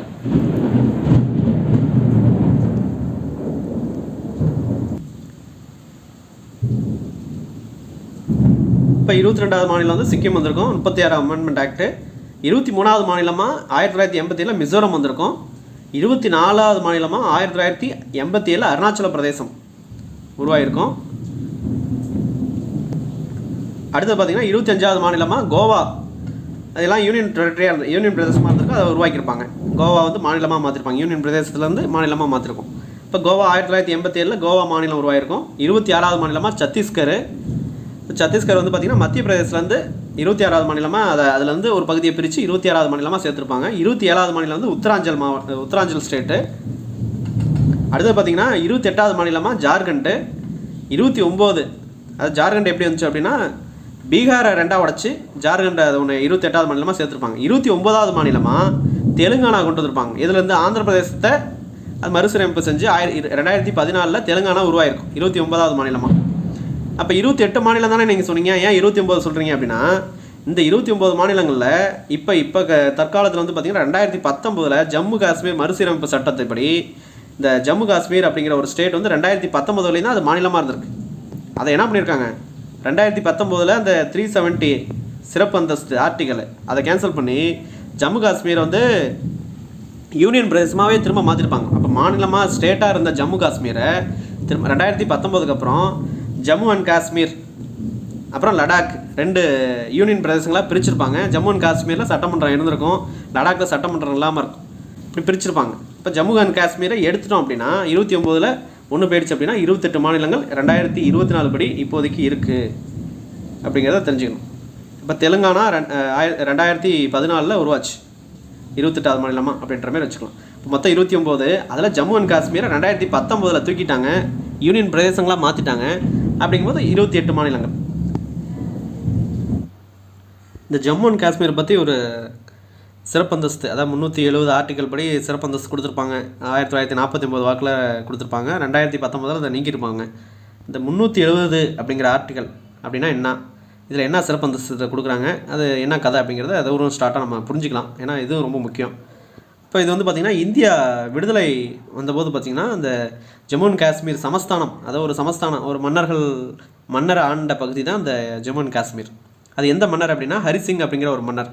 இவர் என்ன பண்ணியிருப்பாருன்னா அந்த ஜம்மு அண்ட் காஷ்மீரோட மக்கள் நலனெல்லாம் கருதி ஒரு சில நிபந்தனைகளை வச்சுருப்பாங்க. அதாவது விடுதலை அடையும் போது இந்த மன்னர்கள் ஆண்ட பகுதியெல்லாம் ஒன்றா இணைச்சி தான் என்ன வந்திருக்கும், இந்த இந்தியாவோட part A, B, C, D அப்படின்னு சொல்லிட்டு மாநிலங்கள் வந்திருக்கும். ஸோ அதில் அந்த பார்ட்டு பியில் இருக்கிறது தான் அந்த சமஸ்தானங்கள் அப்படின்னு சொல்லுவாங்க. ஜம்மு அண்ட் காஷ்மீர்லாம் அதில் தான் வரும். அந்த 9 மாநிலங்களில் ஒரு தான் வந்திருக்கும். அது எப்படி இணைஞ்சுது அப்படிங்கிறதா அந்த இது. அதுக்கு மட்டும் என்ன சிறப்பு, அந்த மற்ற மன்னர்கள்லாம் எல்லாம் நீங்கள் இந்தியாவோட இணைஞ்சிங்க அப்படின்னா வந்திருப்பாங்க. ஒரு சில இது சொல்லியிருப்பாங்க, பேச்சுவார்த்தை நடத்தி எல்லாம் கொண்டு வந்திருப்பாங்க, எல்லாம் ஒன்றா இணைஞ்சிருப்பாங்க. ஆனால் இந்த ஜம்மு அண்ட் காஷ்மீரில் முடியாதுன்னு இருப்பாங்க. எங்களுக்கு ஏதாவது சிறப்பந்தஸ்து நீங்கள் கொடுத்தா மட்டும் தான் நாங்கள் இணைவோம் இந்தியாவோட அப்படின்னு சொல்லிட்டு, இல்லைனா நாங்கள் இணைய மாட்டோம் அப்படின்ற மாதிரி கருத்து தெரிவிச்சிருப்பாங்க. அதில் முக்கியமாக அந்த சமஸ்தான மன்னர் ஹரிசிங் அப்படிங்கிறவர், எங்கள் ஜம்மு அண்ட் காஷ்மீர் மக்களுக்கு நாங்கள் ஒரு சில நல்லது செய்யணும் அப்படின்னா எங்களுக்கு 370, அதாவது எங்களுக்கு ஒரு சிறப்பந்தஸ்து ஏதாவது ஒரு வழியில் சிறப்பந்தஸ்து கொடுங்க, நாங்கள் இந்தியாவோட இணைஞ்சிக்கிறோம் அப்படின்ற மாதிரி சொல்லியிருப்பாங்க. இது எப்படியோ இந்தியாவில் நம்ம இணைக்கணும் அப்படிங்கிறதுக்காக அந்த டைமில் சென்ட்ரல் கவர்மெண்ட் என்ன பண்ணியிருப்பாங்கன்னா ஆர்டிக்கல், அதாவது 1949 ஆர்டிக்கல் 370 படி ஜம்மு அண்ட் காஷ்மீர் மக்களுக்கு சிறப்பு சலுகைகள் வந்து கொடுத்துருப்பாங்க.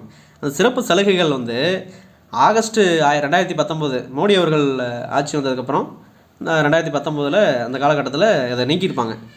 ஜம்மு அண்ட் காஷ்மீரை மாநிலமாக இருந்ததை திரும்ப யூனியன் பிரதேசமாக ஜம்மு அண்ட் காஷ்மீர் அண்ட் லடாக்காக மாற்றி 2 யூனியன் பிரதேசமாக மாற்றிருப்பாங்க. ஜம்மு அண்ட் காஷ்மீரில் சட்டமன்றம் இருக்கும், லடாக்கில் சட்டமன்றம் இருக்காது. அது ஒரு தகவல். இப்போ இந்த 370 அப்படிங்கிற ஆர்டிகல் அப்படிங்கிறது என்னென்னா, 370 அப்படிங்கிறது ஒரு சிறப்பு அந்தஸ்து. எதுக்கு, ஜம்மு அண்ட் காஷ்மீருக்கு உள்ள கொடுத்த சிறப்பு அந்தஸ்து. சென்ட்ரல் கவர்மெண்ட் அந்த அரசமைப்பு மூலயமா அவங்களுக்கு கொடுத்த ஒரு சிறப்பு அந்தஸ்து. என்ன கொடுத்துருக்காங்க, என்ன சலுகைகள் கொடுத்துருக்காங்க அப்படிங்கிறத அதில் நம்ம பார்ப்போம். அதாவது இராணுவம், வெளியுறவுத்துறை, அப்புறம் தகவல் தொடர்பு துறை, இந்த 3 துறை டிபார்ட்மெண்ட்லேருந்து மட்டும்தான் இந்தியாவிலேருந்து ஏற்ற சட்டங்கள்லாம் ஜம்மு அண்ட் காஷ்மீருக்கு செல்லும். மற்ற எந்த டிபார்ட்மெண்ட் மூலிமா சட்டங்கள் ஏற்றினாலும், அதாவது இந்த துறையை தவிர வேறு எந்த துறையை பேஸ் பண்ணி சட்டங்கள் இந்தியாவில் அதாவது நாடாளுமன்றத்தில் ஏற்றுனா அது ஜம்மு அண்ட் காஷ்மீருக்கு மட்டும் செல்லாது. ஏன்னா அவங்களுக்கு அந்த தன்னாட்சி மாரி இந்த 3 துறையை பேஸ் பண்ணி மட்டும்தான் அவங்க கட்டுப்படுவாங்க. மற்றெல்லாம் அவங்களுக்கு தனி, அவங்க இதுக்கு அவங்களே சட்டத்தை ஏற்றிருக்கிற மாரி அவங்க சொல்லியிருப்பாங்க. அப்போ இராணுவம், வெளியுறவு, அப்புறம் தகவல் தொடர்பு துறை, இந்த 3 துறையில் பேஸ் பண்ணி மட்டும்தான் சட்டங்கள் இந்தியா ஃபுல்லாக செல்லும், ஜம்மு அண்ட் காஷ்மீருக்கும் செல்லும் அப்படின்ற சொல்லியிருப்பாங்க. மற்ற சட்டங்கள் எல்லாமே இந்தியா ஃபுல்லாகவே செல்லும், ஜம்மு அண்ட் காஷ்மீருக்கு செல்லாது அப்படின்ற மாதிரி சொல்லியிருப்பாங்க. இந்த 3 துறைகளை தவிர அப்படிங்கிறத தெரிஞ்சுக்கணும்.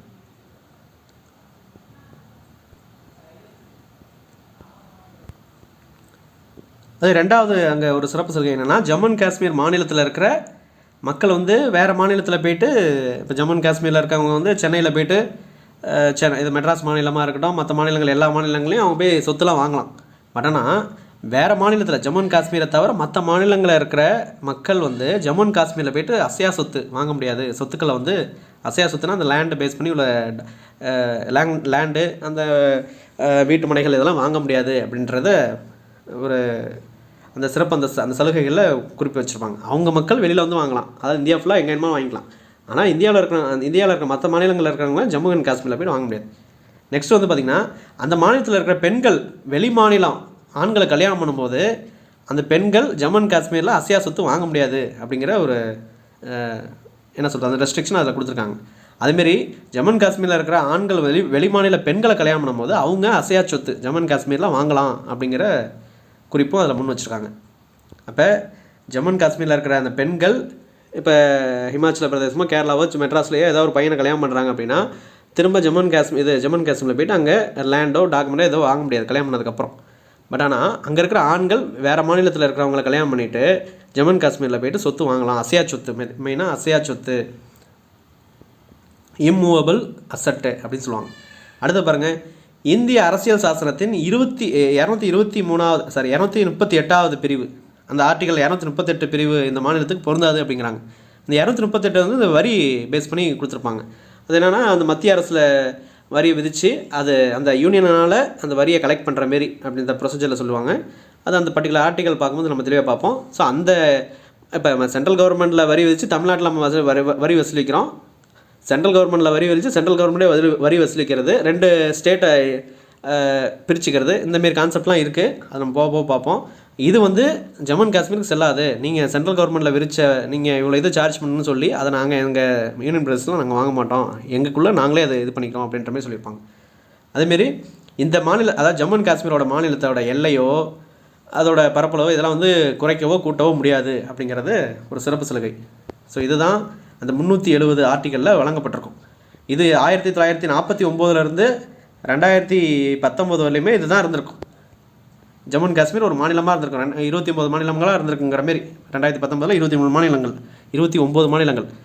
ஆனால் மோடி அவர்கள் வந்து 2019 ஜம்மு அண்ட் காஷ்மீர் மறுசீரமைப்பு சட்டம் ஒன்று ஏற்றி ஜம்மு அண்ட் காஷ்மீர் மாநிலத்தை கேன்சல் பண்ணிவிட்டு 370 ஆர்டிகல் அதையும் அந்த சிறப்பந்தஸ்தெல்லாம் கேன்சல் பண்ணிவிட்டு ஜம்மு காஷ்மீர் அப்புறம் லடாக் அப்படின்னு 2 யூனியன் பிரதேசமாக மாற்றிருப்பாங்க. இதுதான் ஜம்மு அண்ட் காஷ்மீர், அதுக்குள்ளே அந்த சிறப்பு அந்தஸ்து, அந்த சட்டப்பிரிவு 370. இப்போ வந்து யூனியன் பிரதேசங்களில் டோட்டலாக 8 இப்போ எப்படி இருக்குது அப்படிங்கிறத பார்த்தலாம். 1956 வாக்கில் அந்தமான் நிக்கோபார் தீவு, டெல்லி, ஹிமாச்சல பிரதேசம், லக்ஷத்தீவு, மினிகாய், அமிந்திவி தீவு, மணிப்பூர், திரிபுரா தான் இருந்துச்சு. அடுத்தது 1966 அப்புறம் அந்த புதிய யூனியன் பிரதேசங்கள் என்ன நடந்துச்சு? 6க்கு அப்புறம் 7வது, 8, 9, 10, 11, 12. அந்த 17 இது 7வது வந்து பார்த்திங்கன்னா தாத்ரா நாகர் ஹவேலி அப்படின்னு சொல்லிட்டு ஒரு இது. டாமன் டைப்பு வந்து தனியாக இருந்திருக்கும். கோவா, டாமன் டைப்பு வந்து 8, 9 வந்து பாண்டிச்சேரி, 10 வந்து சண்டிகர், 11 வந்து ஜம்மு காஷ்மீர், 12 வந்து லடாக். ஸோ மொத்தம் 12 இருக்கும். இதில் வந்து இந்த 12 இருக்குது. 12ல் எப்படி 8ஆக மாறுச்சு அப்படின்னா, ஹிமாச்சல பிரதேசம் வந்து பார்த்திங்கன்னா 18வது மாநிலமாக போயிருக்கும். ஹிமாச்சல மறுசீரமைப்பு சட்டம் 1970 படி 1971 ஹிமாச்சல பிரதேசம் 18வது மாநிலமாக இருக்கும். ஸோ அப்போ ஹிமாச்சல பிரதேசம் இந்த லிஸ்ட்லேருந்து எடுத்துட வேண்டியது தான். அது வந்து மாநிலமாக போயிடுச்சு. நெக்ஸ்ட்டு பாருங்கள், மணிப்பூர், திரிபுரா இது ரெண்டுமே வந்து பார்த்திங்கன்னா 19வது மாநிலம் 20வது மாநிலமாக மாறி இருக்கும். வடகிழக்கு பகுதிகள் மறுசீரமைப்பு சட்டம் 1971 படி இதெல்லாம் வந்து மணிப்பூர், திரிபுரா ரெண்டுமே ஸ்டேட்டாக மாறி இருக்கும்.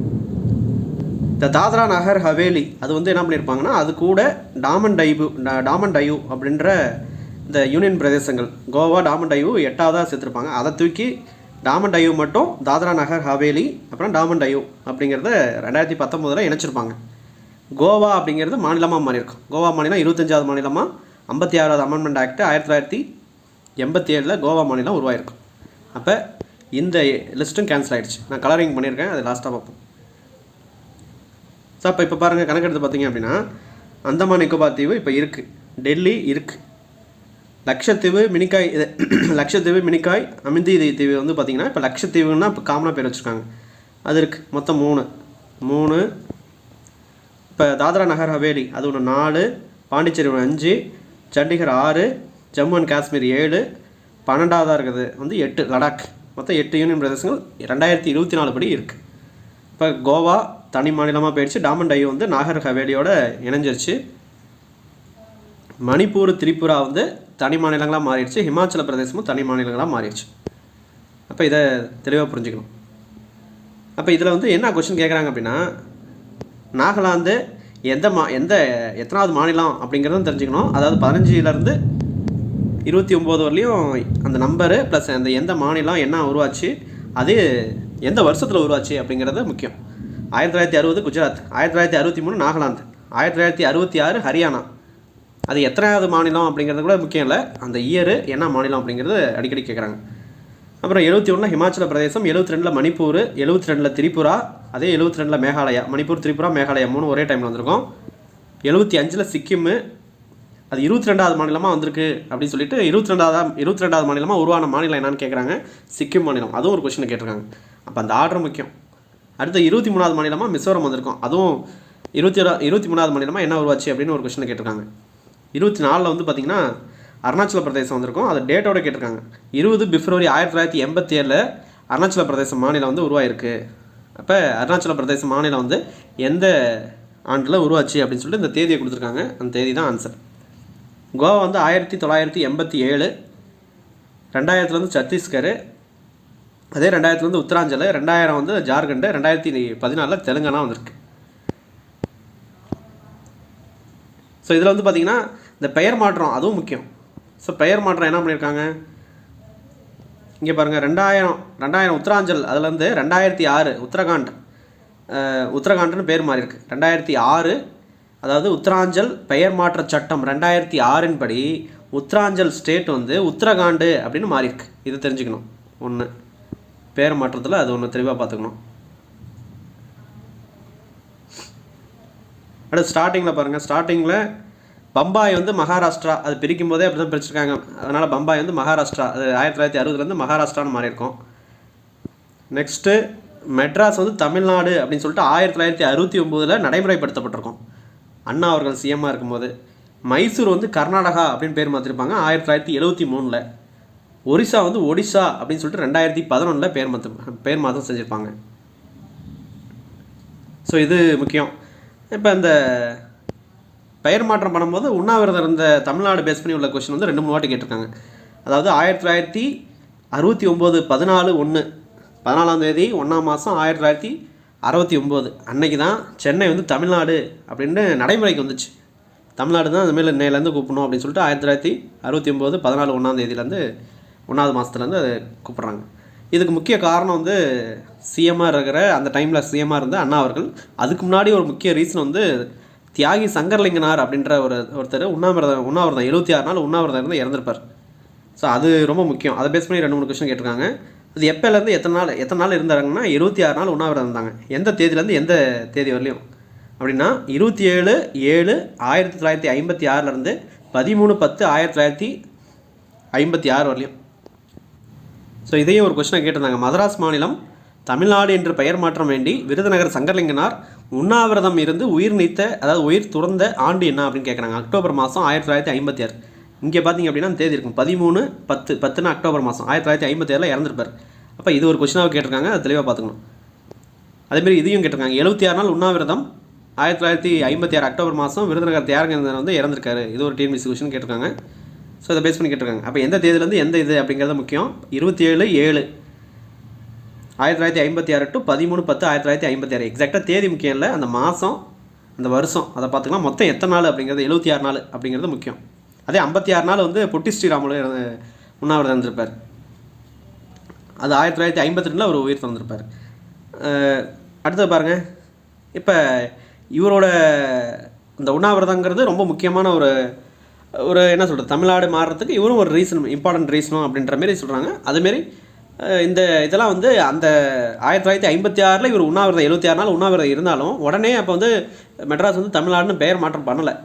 இதோட சீரிய அந்த நடவடிக்கை வந்து யார் எடுத்தது அப்படின்னா அண்ணா அவர்கள் முதலமைச்சர் ஆனதுக்கப்புறம் 1967 தான் சென்னை சட்டமன்றத்தில் வந்து தீர்மானம் கொண்டு வந்தாங்க. ஸோ அப்போ அண்ணா அவர்கள் வந்து சிஎம்மாக இருந்திருப்பாங்க.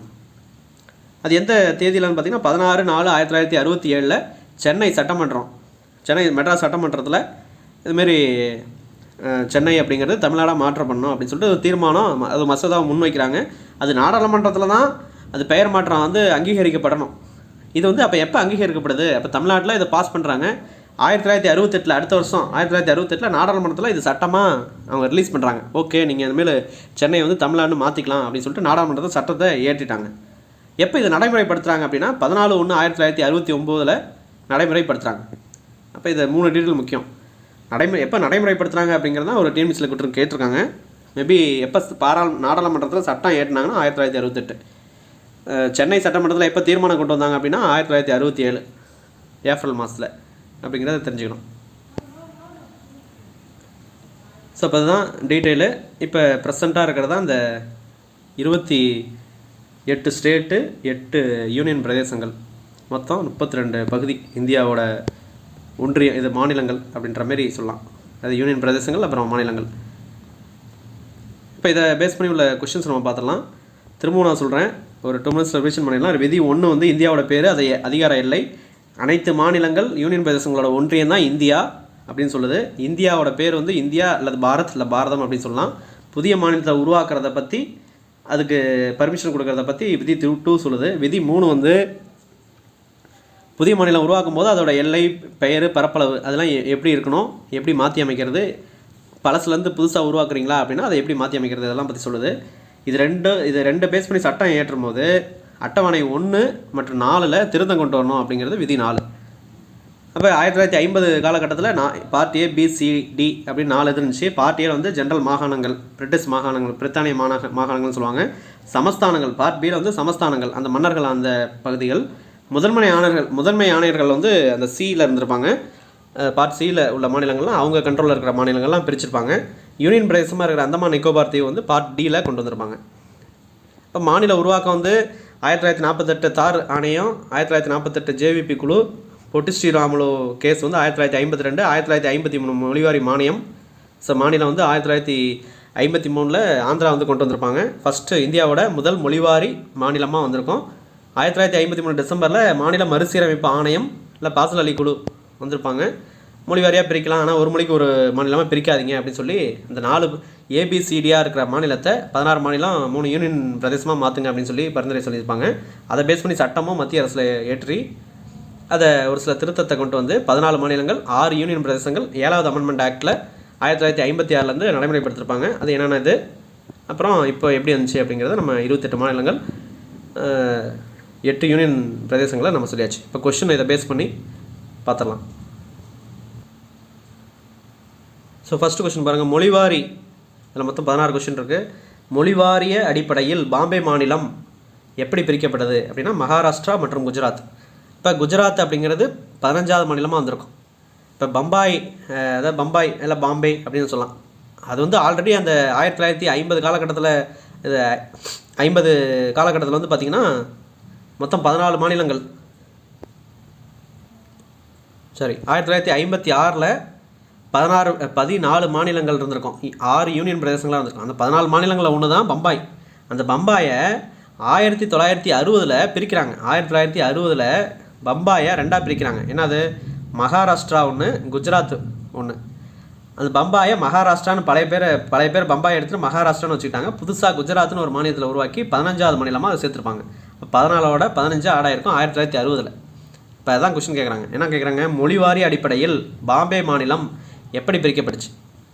எப்படி, மகாராஷ்டிரா அப்புறம் குஜராத். குஜராத் எத்தனாவது மாநிலம்? 15வது மாநிலம். அடுத்த கொஸ்டின் பாருங்கள், தமிழ்நாடு மாநிலம் உருவாகும் போது டேஸ் மாவட்டங்கள் மட்டுமே இருந்துச்சு அப்படின்னு சொல்கிறாங்க. அது தமிழ்நாடு மாநிலம் உருவாகும் போது மொத்தம் 13 மாவட்டங்கள் இருந்துச்சு. இது ஒரு ஜிகே கொஸ்டின் மாரி, ஜஸ்ட் இதை பார்த்துக்கோங்க. தமிழ்நாடு மாநிலம் உருவாகும் போது, அதாவது Tamil Nadu state, the state of Tamil Nadu had only 13 districts at the time of its formation அப்படின்னு கொடுத்துருக்காங்க. 13 ஏதோ ஸ்டாட்டிக் டேட்டா, அதை மைண்டில் வச்சுக்கோங்க. அடுத்து பாருங்கள், கீழ்கண்ட, அதாவது கீழே கொடுக்கப்பட்டுள்ள இந்திய மாநிலங்களை பற்றி குறிப்புகளில் சரியானது எது அப்படின்னு கேட்குறாங்க. என்னது ஆப்ஷனு? 1, 4 சரிங்கிறாங்க, 2, 3 தப்பு அப்படிங்கிறாங்க. ஒன்று பாருங்கள், பாம்பேயும் குஜராத்தும் 1960 பிரிக்கப்பட்டுச்சு. பாம்பே தான் மகாராஷ்டிரா அப்புறம் குஜராத்தா 1960 பிரிக்கப்பட்டுச்சு. இது கரெக்டு தான். அதாவது பாம்பே வந்து மகாராஷ்டிரா குஜராத்னு சொல்லியிருக்கணும். அது பாம்பேயும் குஜராத்தும் 1960 பிரிக்கப்பட்டுச்சு. அந்த பாம்பே தான் மகாராஷ்டிரான்னு பேர் வந்துருச்சு. இப்போ மகாராஷ்டிரான்னு சொல்லியிருக்கணும், ஆனால் பாம்பேன்னு சொல்லியிருக்காங்க. இது கரெக்டு தான். ஜூனாகத் இந்து அரசர்களால் ஆளப்பட்டுச்சு அப்படின்னு சொல்லியிருக்காங்க. இது தப்பு. தாராசிங் ஹரியானாவிற்கு போராடினார் அப்படின்னு சொல்லியிருக்காங்க. இதுவும் தப்பு. அடுத்து வந்து பார்த்திங்கன்னா 1, 4 சரின்னு சொல்லியிருப்பாங்க. சிக்கிம் இந்தியாவின் 22வது மாநிலமாகியது அப்படின்னு சொல்லியிருக்காங்க. இப்போ 22வது மாநிலம் சிக்கிம் தான் வந்திருக்கும். அது கரெக்டு தான். 36வது அமெண்ட்மெண்ட் ஆக்டில் 1972, ஆமாம் 75, ரைட், 1975 சிக்கிம் மாநிலம் வந்து உருவாயிருக்கும். 22வது மாநிலமாக, 22வது ஸ்டேட். இப்போ இது கரெக்டு, 1 கரெக்ட், 1, 2 சரி, சரி 1 4 சரி 2 3 தப்பு. அடுத்து பாருங்கள், டேஸ் பகுதி பிப்ரவரி 1987ஆம் ஆண்டு இந்திய யூனியனின் 23வது மாநிலமாக்கப்பட்டுச்சு அப்படின்னு சொல்கிறாங்க. அதான் மிசோரம். டேஸ் பகுதி வந்து பிப்ரவரி மாதம் 1987 இந்தியாவோட யூனியன், அதாவது இந்திய யூனியன்னா என்னது, இந்தியாவோட ஒட்டுமொத்த இந்தியா அதில் 23வது மாநிலமாக ஆக்கப்பட்டிருக்குன்னு சொல்லியிருக்காங்க. ஒடிசா, உத்தரகாண்ட், பஞ்சாப் இதெல்லாம் கொடுத்துருக்காங்க. ஸோ இதில் வந்து ஆன்சர் வந்து மிசோரம் தான் வரும். ஸோ மிசோரம் தான் 1987 பிப்ரவரி மாதம் கொண்டு வந்திருப்பாங்க 53வது அமெண்ட்மெண்ட் ஆக்ட். அந்த ஆக்ட் கொண்டு வந்தது 1986. ஆனால் அது வந்து நடைமுறைப்படுத்துறது வந்து பார்த்திங்கன்னா 1987 23வது மாநிலமாக மிசோரம் வந்து வந்திருக்கும். அப்போ இது எத்தனாவது மாநிலம்னே அதை மென்ஷன் பண்ணி சொல்லியிருக்காங்க. இதுவும் நம்ம இன்ட்ரடக்ஷனில் தெளிவாக சொல்லியிருக்கோம். இதெல்லாம் வந்து ஆல்ரெடி இருக்கிறது, அந்த 14 மாநிலங்களில் இருக்கிறது தான். அது பேர் தான் உத்தரகாண்ட். உத்தராஞ்சலுங்கிறது உத்தரகாண்ட்னு மாற்றிருப்பாங்க. ஒரிஷா வந்து ஒடிஷான்னு மாற்றிருப்பாங்க. பஞ்சாப் ஆல்ரெடி இருக்கிறது தான். இந்தியாவில் கீழ்கண்ட எதன் அடிப்படையில் மாநிலங்கள் மறுசீரமைப்பு செய்யப்பட்டுச்சு அப்படின்னு கேட்குறாங்க. இது பேசிக் கொஷின். மக்களோட மொழி அடிப்படையில் தான். Language of the people.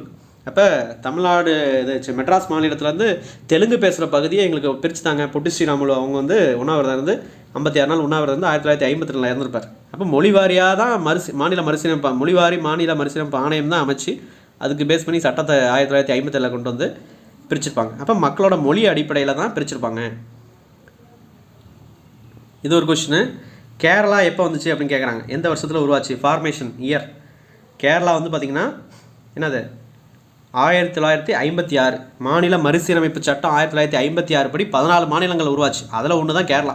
அப்போ அந்த 14 மாநிலங்கள் எதை கேட்டாலும் அது 1956 தான். பட் நாகாலாந்து வந்து பார்த்திங்கன்னா 1963. அப்போ நாகாலாந்தை பொறுத்தவரையும் 16வது மாநிலமாக வந்திருக்கும். அஸ்ஸாம்லேருந்து பிரிச்சிருப்பாங்க 1963 கொண்டு வந்திருப்பாங்க. மகாராஷ்டிரா 1960. இப்போ மகாராஷ்டிரா வந்து பம்பாயை மகாராஷ்டிரா குஜராத்னு மாற்றிருப்பாங்க. இப்போ பம்பாய் ஆல்ரெடி இருக்கிற பம்பாயை மகாராஷ்டிரான்னு பிரிச்சிருப்பாங்க. அது எப்போ பேர் மாற்றம் செஞ்சிச்சு அப்படிங்கிறது தான் இதில் கொஸ்டின் வருது. 1960 தான் அது பிரிச்சிருப்பாங்க. 1960 பம்பாயை மகாராஷ்டிரா குஜராத் அப்படின்னு 2ஆக பிரிச்சிருப்பாங்க. இப்போ குஜராத் எப்போன்னு கேட்டாலும் 1960 தான். மகாராஷ்டிரா எப்போ வந்துச்சுனாலும் 1960 தான். ஓகே. ஹரியானா 1966. ஹரியானா வந்து 17வது மாநிலமாக வந்திருக்கும். எதுலேருந்து வந்திருக்கும்? பஞ்சாப் வந்து 3ஆக பிரிச்சிருப்பாங்க. பஞ்சாப், ஹரியானா, சண்டிகர் அப்படின்னு சொல்லிட்டு. அப்போ ஹரியானா பஞ்சாப்லேருந்து வந்திருக்கும். 17வது மாநிலமாக உருவாயிருக்கும். 1966 கரெக்டு தான். இப்போ ஈரை பேஸ் பண்ணி கேட்குறாங்க, தெளிவாக பார்த்துக்கணும். அப்போ இதுக்கு ஆப்ஷன் வந்து பி 3142. அடுத்த கொஸ்டின், பஞ்சாப் மாநிலம் பஞ்சாப் மற்றும் ஹரியானாவாக பிரிக்கப்பட்டது எப்போது அப்படின்னு கேட்குறாங்க. இப்போ தான் நம்ம முன்னாடி பார்த்தோம். 1966 தான் என்னது பஞ்சாப் அப்படிங்கிற ஒரு மாநிலத்தை, பெரிய மாநிலத்தை பஞ்சாப், ஹரியானா, சண்டிகர் அப்படின்னு 3ஆக பிரிச்சிருப்பாங்க. இங்கே வந்து மாநிலத்தை மட்டும் மென்ஷன் பண்ணியிருக்காங்க. பஞ்சாப் வந்து பஞ்சாப், ஹரியானா அப்படின்னு பிரிச்சிருக்காங்க. அது ஹரியானா 17வது மாநிலமாக சேர்த்துருப்பாங்க. சண்டிகர் ஒன்று யூனியன் பிரதேசமாக மாற்றிருப்பாங்க பஞ்சாப்லேருந்து. இப்போ 3 இதாக பிரிச்சிருப்பாங்க. பட் இங்கே வந்து கேட்குறது மாநிலங்கள் மட்டும்தான். அப்போ இது எந்த வருஷம் அப்படிங்கிறாங்க? 1966 தான். அப்போ ஹரியானா 1966 தான் வந்திருக்கும். ஸோ அந்த இயர் முக்கியம். அடுத்து பாருங்கள், மദ്രാஸ் மாநிலம் தமிழ்நாடு என்று பெயர் மாற்ற வேண்டி விருதுநகர் சங்கரங்கனார் உண்ணாவிரதம் இருந்து உயிர் துறந்த ஆண்டு எப்போ? அக்டோபர் 1956. இதை நம்ம ஸ்டார்டிங்லேயே தேதி நான் கரெக்டாக சொல்லியிருப்பேன். 1956 அக்டோபர் மாதம். தேதி கேட்டாங்கன்னா, சப்போஸ் தேதி கேட்குறாங்கன்னா 13ஆம் தேதி. அப்போ எந்த தேதியிலேருந்து எந்த தேதி வரலையும் அப்படிங்கிறத ஜஸ்ட் ரீகால் பண்ணிக்கலாம். 27/7/1956 டு 13/10/1956 மொத்தம் 76 நாட்கள். பொட்டி ஸ்ரீராமுல வந்து 56 நாட்கள் சொல்லியிருப்பாங்க. அப்போ அக்டோபர் மாதம் 1956 தெளிவாக பார்த்துக்கணும். அடுத்து பாருங்கள், தனி ஆந்திர மாநிலம் கோரி உண்ணாவிரதம் இருந்து உயிர் நீத்தவர் யாருன்னு கேட்குறாங்க. இது பேசிக் கொஷின். பொட்டி ஸ்ரீராமுலு எல்லாமே ரீசெண்டாக கேட்ட கொஷின். விடை தெரியவில்லை அப்படிங்கிற ஆப்ஷன் வந்துச்சுனாவே அது ரீசெண்ட் கொஷின். இப்போ 2019 2024 குரூப் 4 வரையும் ஒரு கொஷின் நம்ம விட்டுருக்க மாட்டோம். எல்லாமே அனலைஸ் பண்ணி பார்த்துருக்கோம். இந்த பிடிஎஃப் நிறைய பேர் வேணும்னு வாட்ஸ்அப்பில் கான்டாக்ட் பண்ணியிருந்தீங்க. கீழே டீட்டெயில் டிஸ்கிரிப்ஷனில் கொடுத்துருக்கேன். செக் பண்ணி பார்த்துட்டு உங்களுக்கு வேணுங்கிறவங்க அதை ஃபாலோ பண்ணி நீங்கள் வாங்கிக்கலாம். Previous year question PDF topic வைஸாக எல்லா டாப்பிக்கும் அவைலபிளாக இருக்குது. இப்போ நான் எடுக்கிற வீடியோக்கு மட்டும் கிடையாது, எல்லா டாப்பிக்கும் அவைலபிளாக இருக்குது. பே பண்ண உடனே அந்த ஸ்க்ரீன்ஷாட் சென்ட் பண்ணிங்க அப்படின்னா உங்களுக்கு அது இஷ்யூ பண்ணுவோம். ஸோ அப்போ அடுத்த கொஸ்டின் பாருங்கள். டேஸ் அன்று அருணாச்சல பிரதேசம் ஒரு முழு மாநிலமாக மாறியது. லாஸ்ட் கொஸ்டின் என்ன பார்த்தோம்? பொட்டி ஸ்ரீராமுலு ஆந்திரா மாநிலமாக, அதாவது மெட்ராஸ் மாநிலத்திலேருந்து தெலுங்கு பேசுகிற எங்களை வந்து தனி மாநிலமாக உருவாக்கி கொடுங்க அப்படின்னு சொல்லி உண்ணாவிரதம் இருந்தவர் வந்து பொட்டி ஸ்ரீராமுலு 1952 இறந்துருப்பார், 56 நாள். அடுத்த கொஸ்டின், டேஸ் அன்று அருணாச்சல பிரதேசம் ஒரு முழு மாநிலமாக மாறியது அப்படின்னு கேட்குறாங்க. அப்போ 55வது அமெண்ட்மெண்ட் ஆக்ட் 1986 கொண்டு வந்திருப்பாங்க. அது எப்போ நடைமுறைப்படுத்தப்பட்டுச்சு அப்படின்னா 20 பிப்ரவரி 1987 அருணாச்சல மாநிலம் உருவாயிருக்கும். 24வது மாநிலமாக கொண்டு வந்திருப்பாங்க. ஸோ அந்த தேதியோடு மென்ஷன் பண்ணிக்கிட்டு இருக்காங்க. இதை தெளிவாக பார்த்துக்கணும். 20 பிப்ரவரி 1987 அருணாச்சல பிரதேசம் வந்து ஒரு மாநிலமாக உருவாயிருக்கும். எத்தனாவது மாநிலம் அப்படின்னு கேட்டாங்கன்னா 24வது மாநிலமாக. அடுத்தது, இந்தியாவில் முதலில் எந்த மாநிலம் மொழிவாரி அடிப்படையில் அமைக்கப்பட்டது அப்படின்னு கேட்குறாங்க. ஆந்திரா தான். அதுதான் முதல் மொழிவாரி மாநிலம் 1953 கொண்டு வந்திருப்பாங்க. அதே மாதிரி பாருங்கள், எந்த சட்டத்தால் உத்தராஞ்சல் என்ற பெயர் உத்தரகாண்டு என்று பெயர் மாற்றப்பட்டுச்சு அப்படின்னு சொல்லியிருக்காங்க. இதை நம்ம ஸ்டார்டிங்லேயே சொல்லியிருக்கோம். உத்தராஞ்சல் வந்து 2006 என்னது உத்தராஞ்சல் பெயர் மாற்றம் சட்டம் 2006 அப்படின்னு ஒரு சட்டத்தை ஏற்றி இந்த உத்தராஞ்சல் அப்படிங்கிறத உத்தரகாண்டு அப்படின்னு மாற்றிருப்பாங்க. இப்போ உத்தரகாண்டு தான் இப்போ நம்ம கூப்பிட்டுருக்கோம், உத்தராஞ்சல் இருக்காது. அப்போ 2000 உத்தராஞ்சல் வந்து வந்திருக்கும். உத்தராஞ்சல் மாநிலம் வந்து 27வது மாநிலமாக உத்தரப்பிரதேசத்துலேருந்து உத்தராஞ்சலை பிரிச்சிருப்பாங்க. 27வது மாநிலமாக அந்த உத்தராஞ்சலை 2000 வந்த உத்தராஞ்சலை 2006 உத்தராஞ்சல் பெயர் மாற்ற சட்டம் 2006 அந்த 2006 இயற்றி உத்தராஞ்சலை உத்தரகாண்டு அப்படின்னு மாற்றிருப்பாங்க. அதான் இங்கே கொஸ்டினாக கேட்குறாங்க. இது நான் இன்ட்ரோடக்ஷனில் சொல்லியிருக்கேன். இப்போ ஆப்ஷன் ஏ, மாநிலங்களின் மறுசீரமைப்பு ஆணையம் அமைக்கப்பட்ட ஆண்டு எப்போன்னு கேட்குறாங்க. 1953. 1953 தான் மாநிலங்களின் மறுசீரமைப்பு ஆணையம் அமைச்சாங்க. அது பாசல் அலி குழு அப்படின்னே சொல்லுவாங்க, 3 பேர் கொண்ட குழு. அது 1956 இந்த மாநில மறுசீரமைப்பு ஆணையம், அது பாசல் அலி குழு அப்படின்னு சொல்கிற அந்த ஆணையத்தை, அதோட பரிந்துரை இதெல்லாம் ஏற்றுக்கிட்டு தான் மாநில மறுசீரமைப்பு சட்டம் எப்போ கொண்டு வந்தாங்கன்னா 1956. 2 இயர் முக்கியம். அடுத்தது மேகாலயா எப்போ வந்துச்சு அப்படின்னு கேட்குறாங்க. மேகாலயா தனி மாநிலமாக உருவாகிய ஆண்டு பாருங்கள். மேகாலயா தனி மாநிலமாக உருவாகின ஆண்டு வந்து பார்த்திங்கன்னா 1972. அப்போ மேகாலயா 21வது மாநிலமாக வந்திருக்கும். எங்கேருந்து வந்திருக்கும்? இது வந்து பார்த்திங்கன்னா இந்த வடக்கு பகுதியெல்லாம் மறுசீரமைப்பு செஞ்சு மணிப்பூர் திரிபுரா வந்து யூனியன் பிரதேசமாக இருந்திருக்கும். அதை தூக்கிட்டு வந்து இங்கே இது மாநிலங்களாக மாற்றிருப்பாங்க. அப்புறம் மேகாலயா அப்படின்னு ஒரு புது மாநிலத்தை வந்திருக்கும். 21வது மாநிலமாக உருவாக்கியிருப்பாங்க. 1972 வந்திருக்கும். கரெக்டு தான். அது கேரளா மாநிலம் உருவாக்கப்பட்ட ஆண்டு எப்படின்னு கேட்குறாங்க. 1956 மாநில மறுசீரமைப்பு சட்டம் அதை பேஸ் பண்ணி மொத்தம் 14 மாநிலங்கள் 6 யூனியன் பிரதேசங்கள் இருக்கும். அந்த 14 மாநிலங்களில் ஒன்று தான் கேரளா. அப்போ அது இயர் கேட்டாங்கன்னா 1956 முடிஞ்சிடுச்சு. நெக்ஸ்ட்டு பாருங்கள், கீழ்கண்டவற்றுள் 1950 இந்திய நிலப்பகுதி 1950 வாக்கில் என்ன இருந்துச்சு? பார்ட் ஏ மாநிலம், பார்ட் பி மாநிலம், பார்ட் சி மாநிலம், பார்ட் டி மாநிலம் இருந்துச்சு. அப்போ அதில் என்ன சொல்கிறாங்க, இந்திய நிலப்பரப்பின் பகுதி டி மாநிலமாக என்ன இருந்துச்சு அப்படின்னு கேட்குறாங்க. அப்போ பகுதி டி மாநிலத்தில் அந்தமான் நிக்கோபார் தீவுகள் அந்த யூனியன் பிரதேசமாக இருந்துச்சு. அப்போ ஆன்சர் வந்து அந்தமான் நிக்கோபார் தீவுகள் தான் அதில் இருந்தது. 1950 இந்திய நிலப்பரப்பின் பகுதி 4 பகுதியாக இருந்துச்சு. Part A, part B, part C. Part ஏல வந்து சென்னை, ஒடிசா, உத்தரப்பிரதேசம், மேற்கு வங்காளம் அதெல்லாம் இருந்துச்சு. பஞ்சாப், கிழக்கு பஞ்சாப், மும்பை, பீகார், அஸ்ஸாம்லாம் 9 மாநிலங்கள். பார்ட் பியில் ஒரு 9 மாநிலம் இருந்துச்சு. ஜம்மு அண்ட் காஷ்மீர், ராஜஸ்தான், ஜொராஸ்ட்ரிய நாடு, பஞ்சாப்பு, பட்டியாலா இதெல்லாம். பார்ட் சியில் வந்து அதாவது பார்ட் பியில் வந்து முதன்மை ஆணையர்கள் இந்த சமஸ்தானங்கள் மன்னர்கள் பேஸ் பண்ணி உள்ள மாநிலங்கள் 9 இருந்துச்சு. முதன்மை ஆணையர்கள் பேஸ் பண்ணி பார்ட் சியில் இருந்திருக்கும், அது ஒரு 10 மாநிலங்கள். பார்ட் டியில் யூனியன் பிரதேசம் பேஸ் பண்ணி குடியரசுத் தலைவர் மூலிமா ஆட்சி புரிகிற அந்த அந்தமான் நிக்கோபார் தீவுகள் அந்த யூனியன் பிரதேசம் இருந்துச்சுக்கும். அதுதான் இப்போ கேட்குறாங்க. பார்ட் டி பகுதியில் இருக்கிற மாநிலம் என்னன்னு கேட்குறாங்க. அந்தமான் நிக்கோபார் தீவு. அவ்வளோதான், லாஸ்ட் கொஸ்டின் முடிஞ்சு. மொத்தம் 16 கொஸ்டின் தெளிவாக பார்த்துட்டு நினைக்கிறேன். இந்த வீடியோ எப்படின்னு சொல்லி கமெண்ட்டில் சொல்லுங்கள். உங்கள் ஃப்ரெண்ட்ஸ்க்கும் இதை ஃபார்வர்ட் பண்ணுங்கள். சேனலை சப்ஸ்கிரைப் பண்ணலாம் பண்ணிவிட்டு பக்கத்தில் பெல் பட்டன் இருக்கும், அதை கிளிக் பண்ணி ஆளுங்கிற ஆப்ஷன் செலக்ட் பண்ணிட்டீங்கன்னா நம்ம போடக்கூடிய அடுத்தடுத்த வீடியோஸ் உங்களுக்கு நோட்டிஃபை ஆகும். நீங்கள் கிளிக் பண்ணி பார்த்துக்கலாம். இந்த previous year question PDF analysis PDF 16 question இதேமாரி பைலிங்குலாக இருக்கும். இதேமாரி எல்லா டாப்பிக்கும் அவைலபிளாக இருக்குது. வேணுங்கிறவங்க கீழே டிஸ்கிரிப்ஷனில் டீட்டெயில் கொடுத்துருக்கேன், செக் பண்ணி பார்த்துட்டு வேணுங்கிறவங்க மட்டும் வாங்கிக்கலாம். தேங்க்ஸ் ஃபார் வாட்சிங். தேங்க்யூ.